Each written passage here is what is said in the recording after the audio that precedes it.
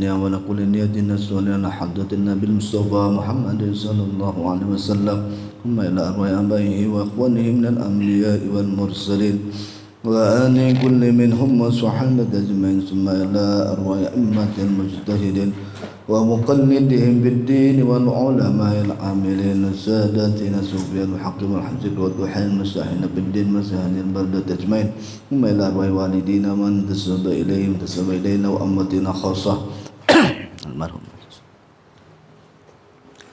سيقول لله لهم الفاتحة أعوذ بالله من الشيطان الرجيم بسم الله الرحمن الرحيم الحمد لله رب العالمين الرحمن الرحيم مالك يوم الدين إياك نعبد وإياك نستعين اهدنا الصراط المستقيم صراط الذين أنعمت عليهم غير المغضوب عليهم ولا الضالين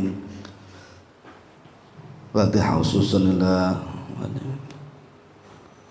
الفاتحة أعوذ بالله من الشيطان الرجيم بسم الله الرحمن الرحيم الحمد لله رب العالمين الرحمن الرحيم مالك يوم الدين إياك نعبد وإياك نستعين اهدنا الصراط المستقيم صراط الذين أنعمت عليهم غير المغضوب عليهم ولا الضالين رب اغفر لي ولوالدي آمين. Kita baca bareng-bareng. Bismillahirrahmanirrahim.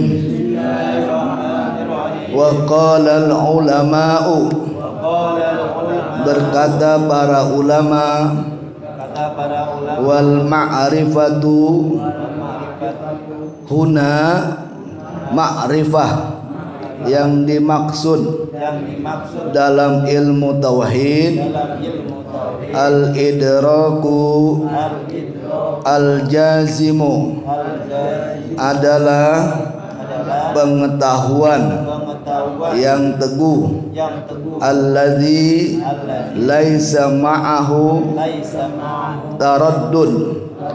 taraddud yang tidak ada keraguan-raguan padanya al-mutabiqu yang sesuai lil waqi'i dengan bukti dan kenyataan an-nasyi'u yang timbulnya an dalilin dari dalil. Itu kita baca sedikit lanjutan dari pelajaran kita yang beberapa waktu yang lalu. Untuk pelajaran kita Mabadi'ul Asharah, dasar-dasar yang 10 sudah dibahas oleh kita ya, yang memberikan pengertian pengantar untuk kita ngaji ilmu tauhid. Termasuk yang terakhir yang kita bicarakan adalah hukumnya, hukum ngaji ilmu akidah, ilmu tauhid. Hukumnya yang lalu sudah jelas adalah fardul ain. Nah, sekarang yang kita baca atau kita pelajari barusan, teksnya kita baca ini berkaitan dengan yang ditulis pada matan Zubad itu yang dikatakan awwalu wajibin lil insani ma'rifatul ilahi bistiqani, bahwa yang mula-mula yang wajib bagi setiap insan adalah ma'rifah, ya, mengenal Allah dengan penuh keyakinan. Ini ada kata-kata ma'rifah, ya. Ma'rifah mungkin pernah kita dengar, pernah disampaikan juga, ini kata-kata ma'rifah. Yang dimaksud ma'rifah ya dalam ilmu tauhid ini berbeda dengan yang dimaksud dengan ma'rifah pada ilmu tasawuf, beda ya. Jadi yang dimaksud ma'rifah di sini ataupun kenal kepada Allah Subhanahu wa taala yaitu harus ada 4 syarat ya. Tadi yang kita udah baca. Jadi yang dikatakan orang itu ya mengenal Allah Subhanahu wa taala ya, melalui sifat-sifatnya itu, ya, ada 4 syarat di sini, ya, yang merupakan arti daripada kata ma'rifah itu. Ya, kita baca tadi yang dikatakan para ulama ini, wa qala ulama'u, berkata para ulama, wal ma'rifatu huna, ma'rifat yang dimaksud dalam ilmu tauhid ini adalah al-idraku, yakni pengetahuan al-jazimu, yang teguh. Ya, jadi yang dimaksud dengan ma'rifat sini adalah keyakinan yang teguh. Ya, kalau dipresentasikan itu keyakinan yang harus 100%. Ya, keyakinan itu nggak boleh kurang daripada 100%. Karena dalam bahasa Arab itu ada orang yakinnya yang disebut dengan bahasa az-zannu, zon. Zon itu kira-kira apa namanya, prasangka, ya. Itu nilainya baru 50%. Ada lagi namanya masih ragu-ragu 25% yakinnya tuh. Namanya al-wahmu. Ya. Ya, ada lagi yang ketiga namanya asyak. Syak itu ragu-ragu. Itu semuanya nggak boleh kalau dalam keyakinan. Bahwa kita itu harus seyakin-yakinnya, ya, kepada yang Maha Kuasa Allah Subhanahu wa taala, harus 100%. Itu yang baru disebut dengan ma'rifah. Ya, artinya ma'rifah itu adalah al-idraku al-jazimu, keyakinan yang teguh. Ya, keyakinan yang mantap 100%. Nomor 1 tuh. Yang kedua dikatakan laisa ma'ahu taraddud. Enggak ada keraguan-raguan lagi, udah 100% yakin kepada Allah Subhanahu wa taala. Ya, itu, ya. Terus dikatakan al-mutabiqu lil waqi, sesuai, ya, dengan bukti dan kenyataan. Ya, kalau masih percaya sih sama Tuhan, cuman Tuhan dia bilang punya anak, ya, punya anak, kemudian anaknya punya ibu. Nah itu enggak sesuai dengan fakta bahwa yang namanya Tuhan itu melawan dari ayat lam yalid wa lam yulad. Kalau begitu kan ada qul huwallahu ahad Allahus somad, lam yalid wa lam yulad, enggak punya anak yang namanya Tuhan tuh. Kalau Tuhan punya anak nanti repot, Tuhan punya besan ya repot itu. Nah, jadi itu syaratnya, bahwa di samping keyakinan yang mantap, ya, nggak ada keraguan-keraguannya, ya, al-mutabiqu lil waqi, sesuai dengan fakta bahwa yang Maha Kuasa yang kita pelajari, ya, melalui sifat-sifatnya ini, ya, di antara sifatnya apa tuh? Mukhalafatul lil hawadis, berbeda, bahwa yang namanya Tuhan itu berbeda dengan makhluknya. Yang namanya Tuhan itu nggak punya anak. Yang namanya Tuhan itu lam yalid wa lam yulad. Ya, Allah Subhanahu wa taala. Itu kalau yang namanya diyakini, dia dibilang ada anaknya, ya, ada ibunya, ya, itu berarti tidak sesuai dengan fakta, ya. Itu nggak masuk syarat daripada orang yang yakin atau ma'rifah, kenal kepada Allah, ya. Makanya itu nggak sekedar tahu, harus kenal. Nah, itu kenalnya dari mana? Dari sifat-sifatnya. Jadi yang namanya ma'rifah di sini dalam ilmu tauhid itu berbeda dengan yang disebut dengan dalam ilmu tasawuf. Ya, syaratnya apa? Ini yang dikatakan ma'rifat tadi, syarat pertamanya adalah keyakinan yang teguh, yang mantap, 100%, nggak ada keraguan-raguan, ya, yakinnya itu kepada Allah Subhanahu wa taala, al-mutabiqu lil waqi, ya, sesuai dengan fakta. Yang namanya Allah Subhanahu wa taala yang kita sembah dan kita yakinin adalah zat, ya, yang berbeda dengan ciptaannya. Tidak, kalau bahasa dalam surat Al-Ikhlas itu lam yalid wa lam yulad. Kalau ada yang mengatakan bahwa Tuhan itu ada Tuhan anak, Tuhan ibu dan lainnya, berarti nggak sesuai dengan fakta, itu keyakinan itu. Dan yang keempat dikatakan an-nasi'u, timbulnya dari dalil. Itu lengkap tuh ya. Jadi dia itu dikatakan udah punya ma'rifat atau sampai kepada standar kenal kepada yang Maha Kuasa bila ada 4 unsur ini, keyakinannya full, mantap kepada Allah 100%, nggak ada lagi keraguan ya. Itu di antara keraguannya apa? Itu percayanya bahwa yang namanya Tuhan itu ada anaknya. Itu berarti nggak percaya 100%, nggak sesuai dengan fakta ya. Jadi yang pertama dia harus yakin ya, kita itu harus yakin 100% kepada yang Maha Kuasa Allah Subhanahu wa taala, nggak ada sedikit pun keraguan-raguan ya, bahwa kita itu yang menciptakan Allah, yang kita sembah adalah Allah ya. Ya kita kenal melalui sifat-sifatnya, wujud, qidam, baqo, wa khalafatul hawadits, terus sampai seterusnya. Kalau di jumlah totalnya yang wajib sifat daripada Allah 20 ya. Karena yang wajib 20 pasti yang mustahil lawannya juga 20. 20 tambah 20 berapa? 40. Ada namanya sifat zaiz ya, 1. Jadi berapa itu? 41 sifat. Nah, yang 9 lagi dari mana? Yang 9 itu adalah kita harus yakin bahwa seyakin-yakinnya nih yang bahwa Nabi Muhammad SAW itu ya Rasul, wajib punya sifat yang wajib ada berapa? 4. Yang mustahil bagi Rasul ya 4 juga. Sifat zaiz bagi Rasul berapa? 1. 41 tambah 9 50 harus kita tahu itu.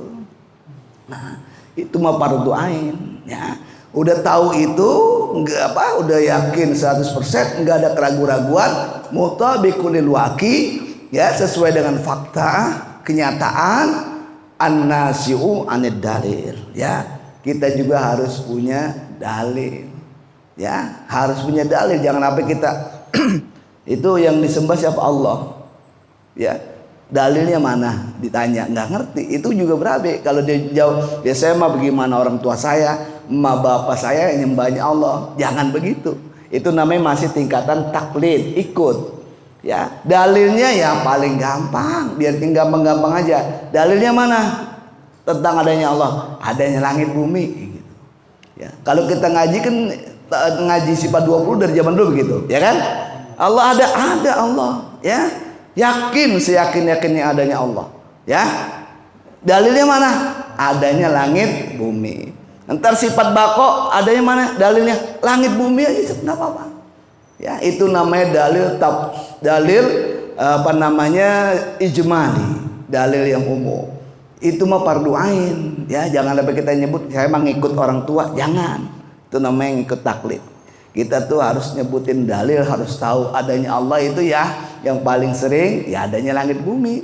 Yang nggak mungkin lah ada langit bumi ini nggak ada yang nyiptain. Orang adanya kotoran ayam aja pasti ada ayamnya ya. Ada kaki kebo ya, kira-kira pasti ada kebonya. Nah ini ada alam, ada langit dan bumi, pasti ada yang nyiptain. Siapa yang nyiptain? Allah Subhanahu wa ta'ala. Dalilnya pakai aja nggak apa-apa. Sifat-sifat yang lain juga ada dalilnya apa? Langit dan bumi.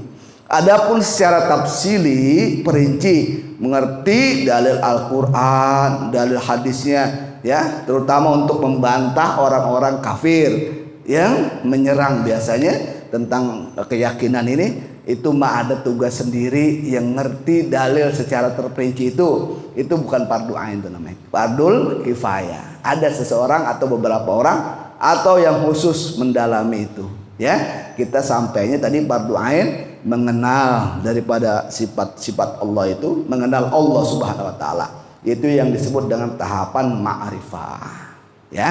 Itu yang dimaksud daripada ma'rifah dalam ilmu tauhid itu ya, mengenal Allah Subhanahu wa taala itu melalui sifat-sifatnya ya. Yang paling gampang dah sering kita dengar ya. Ya kalau Allah atau yang Maha Kuasa itu Tuhan sifatnya begini, pastikan kita itu manusia lawannya daripada sifat itu. Contoh ya, nanti dibicarakan ke depan dikatakan yang namanya Allah Subhanahu wa taala itu sifatnya qadim ya. Qadim itu artinya terdahulu, dari dulu sudah ada. Ya, pasti namanya kita manusia, lawannya daripada qadim itu. Lah kita mah adanya pasti diadain. Ya, kapan kita boleh ada? Kita ada itu semenjak ada dalam kandungan orang tua kita tuh mulai ada tuh. Ya, kita diadain yang namanya manusia. Nggak punya sifat qadim. Kalau yang namanya Tuhan, ya, yang Maha Kuasa itu wajib punya sifat qadim. Kalau nggak punya sifat qadim nggak boleh disebut Tuhan. Contoh, Nabi Isa itu dilahirkan oleh siapa ibundanya? Siti Maria. Nabi Isa itu berarti dulunya nggak ada.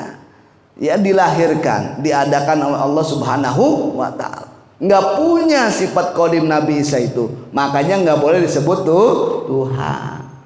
Ya, tapi masih ada nggak yang nyebut Tuhan Nabi Isa? Ada. Ya, itu berarti dari segi logika aja nggak kena. Yang logika kita, akal yang paling dasar, bahwa yang namanya Tuhan itu wajib punya sifat qadim. Ya, dari dulu udah ada, sekarang sampai nanti ada. Itu namanya sifat yang wajib bagi Tuhan. Nanti di depan itu khusus bahas tentang sifat qadim ini. Nah, kalau udah paham definisi, biasanya kan kita aplikasi, kegunaan dipakai dalam kehidupan sehari-hari. Lah kita udah paham, dulunya kita nggak ada, ya, sekarang ada. Kira-kira 200 tahun lagi ada nggak kira-kira kita nih? Nggak ada. Berarti kan kita itu bukan sesuatu yang permanen, sesuatu yang kekal, bukan. Bakalan kembali, ya. Dari situ aja kalau kita renung pakai akal aja, nggak kita pakai dalil Quran hadis, ya, yang jauh daripada kita ini kapasitasnya. Dari situ aja kita paham, kita berpikir, ya Allah, saya ngapain pusing-pusing banget ya, mikirin kontrakan pada kosong, mikirin apa namanya keperluan apa ini sampai kita sedih, stres. Lah kita udah diadain aja sama Tuhan, udah syukur. Kan bisa Tuhan aja ngadain kita formatnya, misalkan kita jadi binatang atau jadi hewan, bisa aja kan. Lagi ini kita sudah dijadikan bentuknya ini luar biasa sebagai manusia, yang dari nggak ada diadain aja kita udah bersyukur. Ya, alhamdulillah, udah bersyukur. Ya, walaupun susah atau menurut pendapat kita susah, tapi tetap masih ada, bahkan masih bisa makan, masih bisa nikmatin minum dan lainnya. Kan itu timbulnya rasa syukur. Nggak sampai kita frustasi dan yang bukan-bukan. Ya, karena kita tahu posisi kita ini manusia, ya, posisinya sangat lemah sekali. Lemah dah, manusia itu lemah tuh.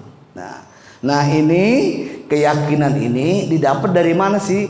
Ya dari kita belajar nih, baru dapat timbul keyakinan bahwa yang namanya Tuhan ini sifat wajibnya begini, Tuhan ini sifatnya begini-begini. Dengan keyakinan itu, dan kita tahu dan kita yakin bahwa yang Maha Kuasa itu ada, otomatis dong, ya, kita bisa pergunakan untuk pribadi kita sendiri atau untuk anak-anak kita atau untuk lingkungan.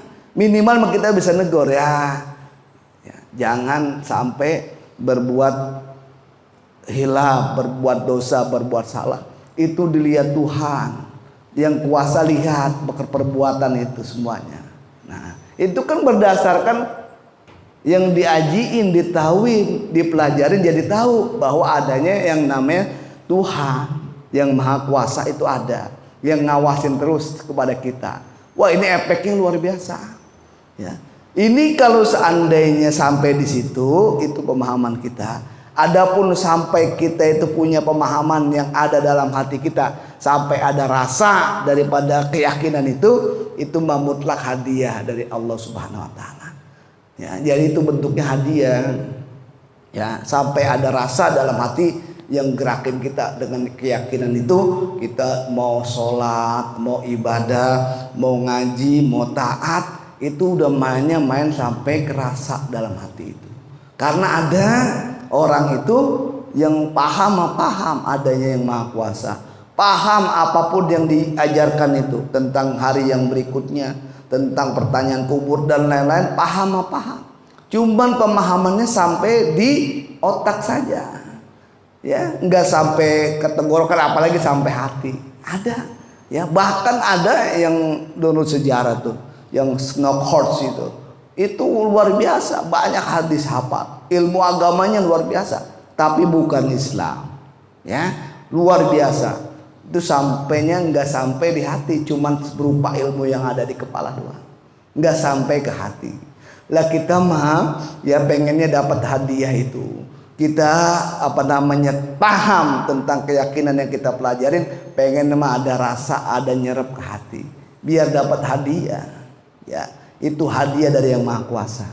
Biasanya faktor apa sih itu ya, yang kita itu ibaratnya enggak mendapatkan rasa, enggak sampai di hati daripada kita. Ini banyak faktornya.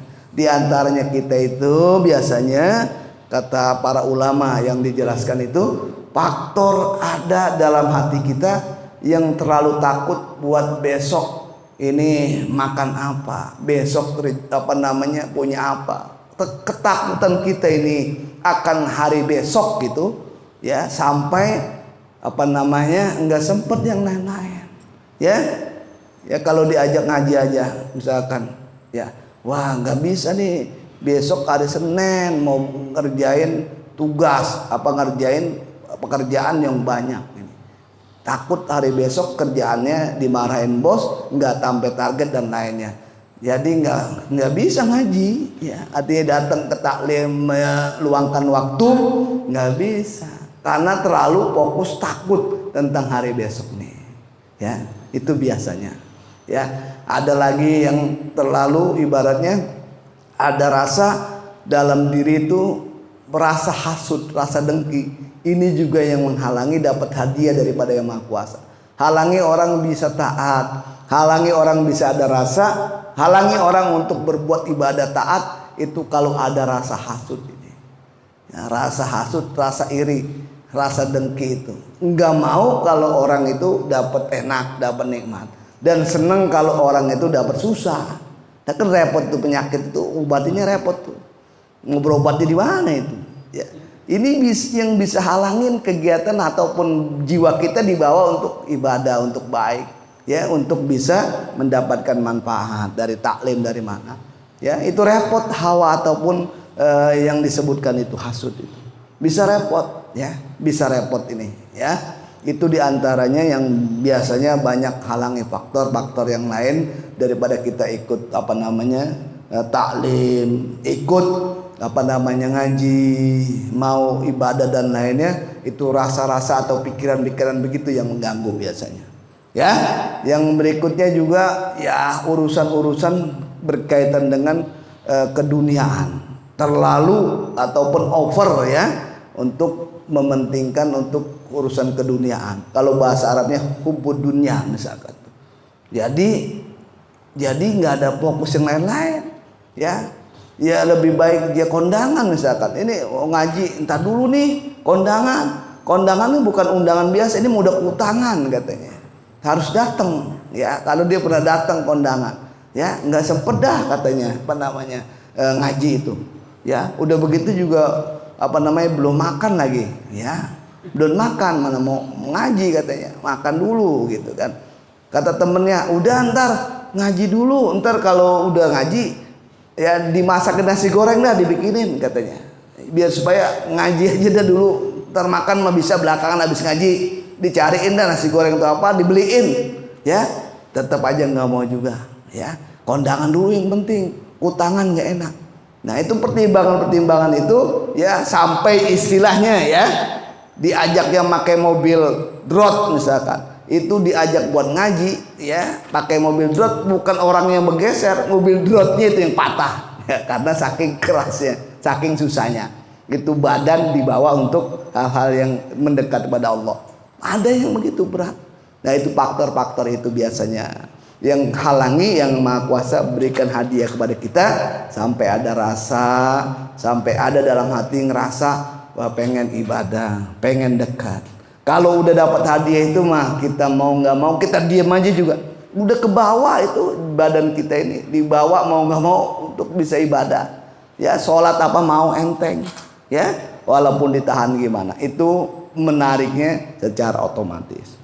Ini upaya-upaya daripada yang kita pelajari daripada ilmu tauhid, ilmu keyakinan ini.